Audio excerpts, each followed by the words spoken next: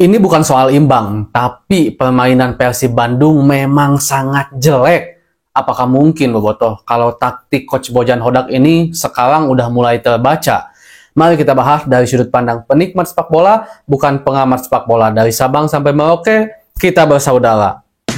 Bobotoh, sealam dunia remis deui wae. Ini bukan tentang imbangnya sih kalau menurut saya. Kalau seandainya Persib menang pun, kita harus akui kalau permainan Persib Bandung sangat-sangat jelek. Saya akan paparkan sedikit demi sedikit kenapa Persib jelek mainnya gitu. Alasannya seperti apa. Dan jujur aja saya nggak nonton sampai akhir, Bobotoh. Saya nonton sampai menit ke 75-an lah kalau saya nggak salah. Jadi maaf kalau seandainya ada momen-momen yang memang terlewat. Karena abdi jadwal ngaos. Malam Ahad Senin abdi jadwal ngaos. Jadi tadi meninggalkan dua Persib dengan harapan uih ngaos Persib balik 2-1, tapi tetap hiji sama. Ia bikin video telat karena baru uih ngaosnya, Bobotoh.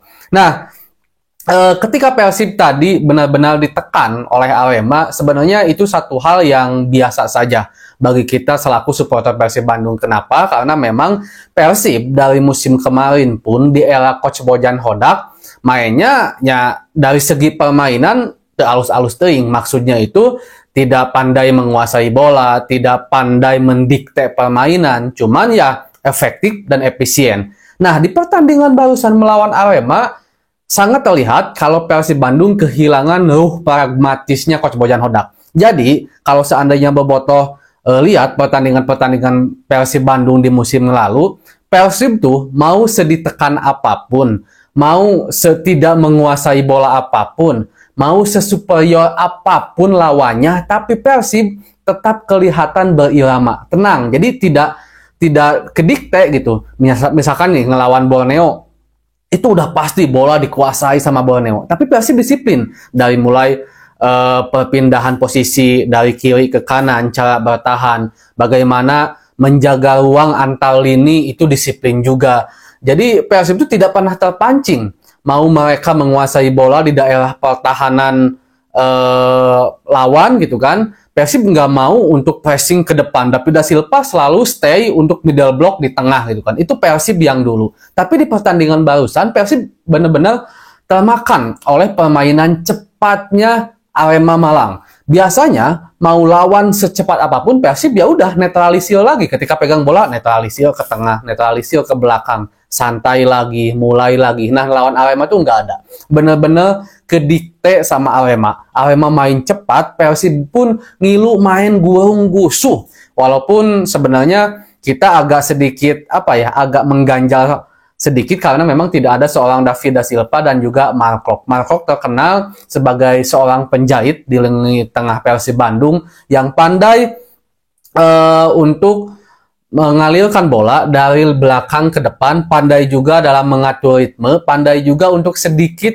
agak berduel di lini tengah. Dan tadi tidak ada terlihat Deddy Kusnandar hanya bermain sendiri. Kalau menurut saya ya, Deddy Kusnandar capek sendirian, Adam Alis pun mungkin belum klop, bahkan di menit-menit awal Adam Alis 2 kali blunder. Dan ngomongin tentang blunder, Nick Weaver malam ini dengan segala hormat untuk legend Persib ini, itu passingnya gagal terus, kena lawan terus, beberapa kali hampir membahayakan pertahanan lawan, dan untuk dua back ini antara Gustavo Danik begitu mudah untuk dilewati ketika duel 1 lawan 1. Ini berbeda ketika Persib Bandung di musim kemarin ketika Alberto Danik begitu kokoh, sulit untuk duel lawan 1 lawan 1 melewati Alberto atau juga melewati Nick. Tapi untuk malam ini begitu mudah dilewati. Untung-untungan asup hiji kosong di Mas Oge gitu kan. Dan memang ini sangat terlihat faktor ketidak adanya seorang Mark Klok. Adam Alis adalah pemain yang berkualitas, labelnya juga timnas.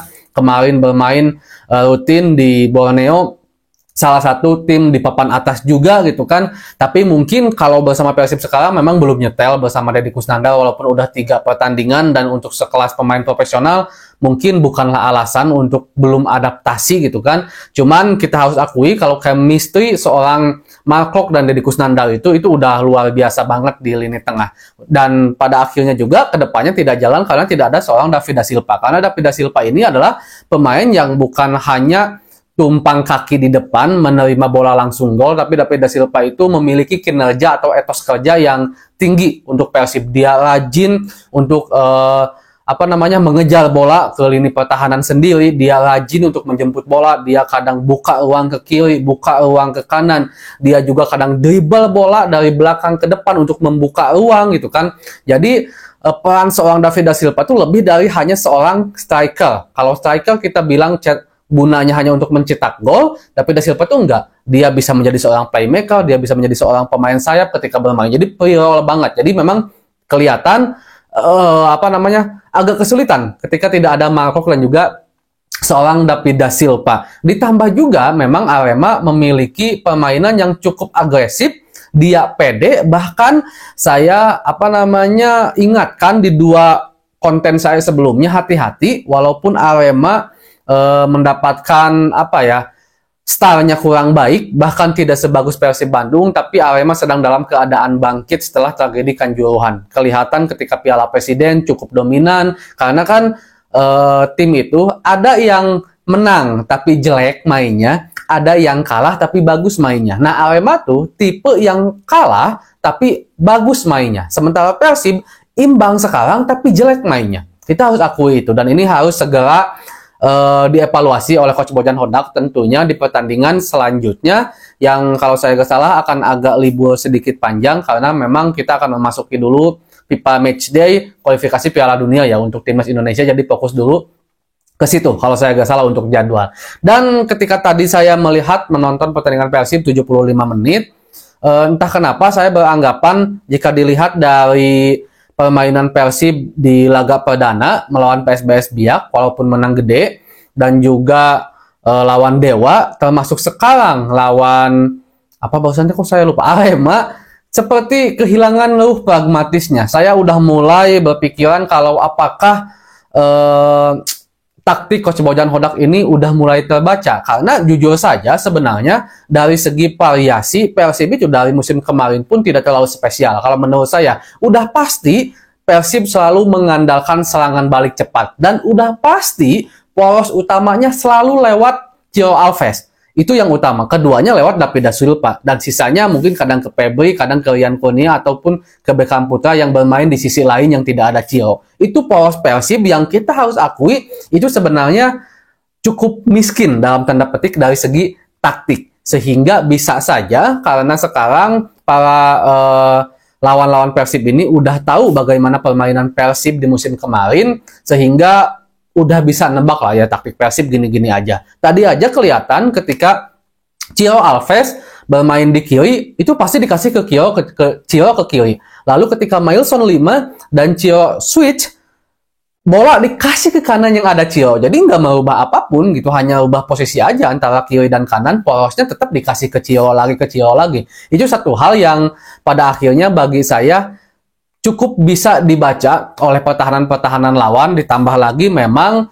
untuk back-back Arema ini cukup kokoh. Ciro beberapa kali dipatahkan, Mailson 5 belum bisa berkembang, dan tidak ada seorang David da Silva cukup agak kerasa. Beckham tadi tidak bermain kan di 75 menit awal. Saya nggak tahu apakah Beckham terakhir dimainkan atau enggak karena saya keburu ngaos ya Bobotoh. Beckham sebenarnya bisa menjadi pemecah kebuntuan kalau seandainya dimainkan. Cuman mungkin kalau kenapa Beckham tidak dimainkan sampai 75 menit ya, sekali lagi Bobotoh, karena di akhir saya tidak nonton, karena memang kondisi Beckham belum 100% fit. Bahkan ketika sesudah melawan PSBS Biak pun Beckham mengatakan mungkin saya akan istirahat 2 atau 3 pertandingan ke depan katanya, karena ini dirasa lebih baik dibandingkan Beckham harus dipaksakan, dan takutnya nanti malah memang tidak bisa bermain dengan durasi yang lebih panjang karena mungkin cedera yang lebih parah nantinya, seperti itu. Tapi intinya Bobotoh tidak bisa seperti ini terus, walaupun kita sudah terbiasa sebenarnya kalau Persib telat mangkat, karena ya inilah Persib, style butut di akhirnya butut biasanya, walaupun kemarin mas style butut di akhir bagus. Nah, mudah-mudahan aja ini adalah pertandingan Persib terakhir yang jelek. Selanjutnya mudah-mudahan terus konsisten, mudah-mudahan aja lah Bobotoh. Segitu dulu mungkin pembahasan hari ini Bobotoh, mudah-mudahan Persib lebih baik. Hatur nuhun kasadayana. Assalamualaikum.